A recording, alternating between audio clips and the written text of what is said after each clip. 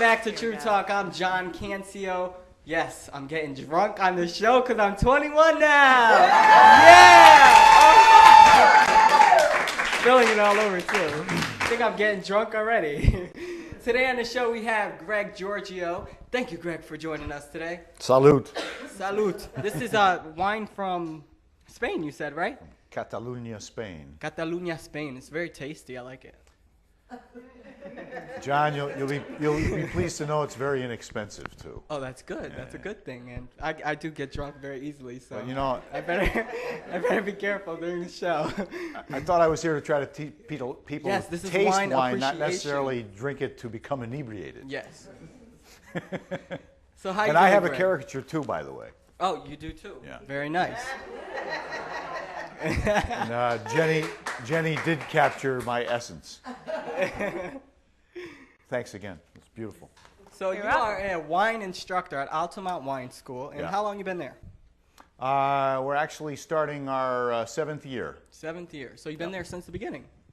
It was a little project started by at a suggestion of a friend of mine who owns a wine shop up there, and he wanted to try to create a little bit broader base for his business. But you know, the liquor laws the way they are, a wine store can't actually conduct.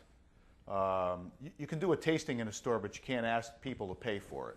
Okay. So without being able to get a few dollars from people, it's hard to put on a real large-scale tasting and do something that's comprehensive. That's really. So obviously you had a lot of knowledge before doing this. Yeah, about I mean, I've wine. been involved as a hobby with wine since I was in my early 20s. And you've written about it in different magazines, and you've done. I different wrote about it. articles. I consulted with a chef's group for a number of years. I've been a home winemaker. I've been a guest on radio talk shows, and I've helped do restaurant lists. I've worked in vineyards, anything that has to do with wine, I've pretty much done it. Okay, so is this something you do yourself, or is this something you research, as far as like in a book? Well, I did a little bit of both. A little bit of both. But I always tell people that the one sure way to learn Is experimenting. Well, right, is by tasting, and I combine both. I combined my interest in reading and researching stuff, which I was always pretty good at. Yeah. And a real active, participation in tasting wine, from very early on when I got interested. And, it's not like I just fell off a cliff one day and started tasting wine. I had been doing it gradually over a number of years. And by the time I was in my mid-20s, I became pretty well absorbed in it, as a hobby. So. Okay, and do you think that wine is misrepresented? Because it's not really known as a party drink. You kind of see the beer commercials and you see, party. But when you see wine, it's kind of more sophisticated and it seems kind of serious. Do you think that people take wine too serious? Well, I tend to think yes, and it's presented in such a way in most of the modern media, both print media and broadcast media, as being, something that's a little above the cut for the average person, and I really don't think of wine as being that. As a matter of fact, historically, wine's always been the beverage of the working class. Our civilizations in Europe and the Tigris-Euphrates River Valley and Central Asia basically started around areas where wine grapes could be grown. So, wine is meant to be enjoyed as a mealtime, everyday beverage. And so you don't necessarily see it as a party thing either? Well, I don't. As a matter of fact, wine by itself is really sort of boring. It really needs food. Food. Yeah. Okay. And what kind of foods are good with such as this wine? Well, we're drinking. We got the audience started here on a little Catalunian white wine. It's a very simple René Barbier's Mediterranean white, and it costs $5. $5. And this is very good for $5.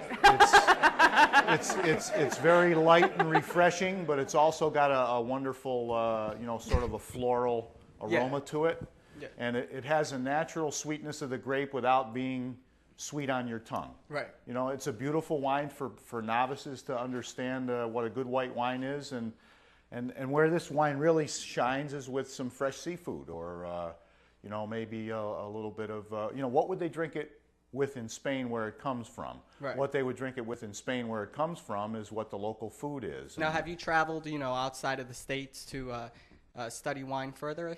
Well, I haven't gone on what you would call wine study tours. I did a lot of local stuff in New York State when I was younger and still continue to, because we have great wine in the Finger Lakes and all through the Hudson Valley and Long Island and so forth.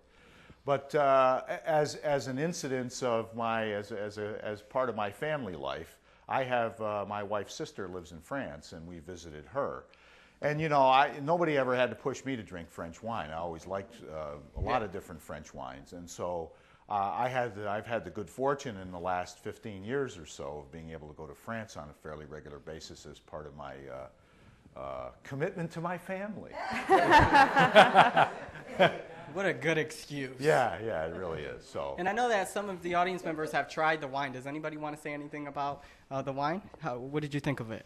It was good, smooth, And it's true, you get put a little fruit in it, taste that. See, she has a very good palate. Yeah. So is fruit good with this wine? Well, you could, a little fruit, but I think of seafood when I drink this wine. So shrimp and fresh seafood and stuff like that. I think it's really good with. But I think this is the kind of white wine that goes with almost anything.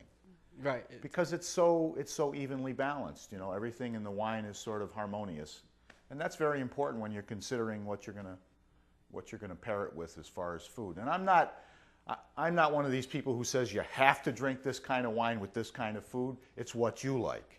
And that's what If wine it doesn't tasting's work about. for you, keep experimenting. Right. And you brought some different kinds of wine with you today, I brought right? 3 different wines because I wanted to pour 3 basic types. And we have a rosé, which is, sort of a pink wine. Think pink in the summertime. Okay, and where's that from? Of course, starting to get to be fall now, but I love a glass of rosé anytime, right?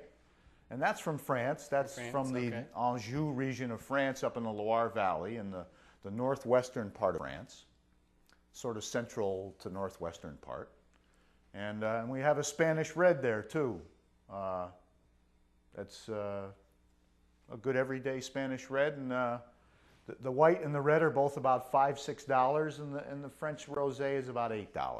Wow, so I so brought not expensive what at all. What I tried to bring here tonight for people to taste were wines that they could find fairly easily, and wines that were And inexpensive. wines can range to be very expensive. Oh, there's some things out there that are just ridiculous, and I just don't. In my class, I try to always provide a good example of the type of wine we're tasting, and sometimes we'll have some maybe $30, $40 bottles of wine, but I don't buy those kind of wines for myself to drink. I'm good at hunting for the values and finding good examples of wines that are affordable. And what specifically can you tell me about this wine from Spain? Well, the one thing I can tell you is that it's made primarily from the Malvasia grape, which is grown throughout the Mediterranean basin. It's grown in Spain, Portugal, Italy, France, and Greece. And it's a very versatile white wine. It makes dessert wines in southern Italy. It makes a couple of different white wines in France, and they use a lot of it in Spain. And it's actually, there's a little bit of Malvasia grown in California, which is quite good, but you don't see too much of it. But every once in a while, you'll run into a winery that makes it. And I know that you personally make wine, too. You have. Today was crush day. So I you were making wine spent today. most of my day earlier before coming here crushing the grapes for this year's wine, yes. Oh, okay. No, actually with a hand crusher. I'm very old-fashioned. You can do it with your feet. That's okay. Wouldn't that stain your feet up a little bit? It would. It would. Not sure I'd want to do that. Yeah. Okay, so are we going to try some different wine? With your help, yes. Okay. Because I can't walk too far with my microphone cord, but I'm gonna ask you to.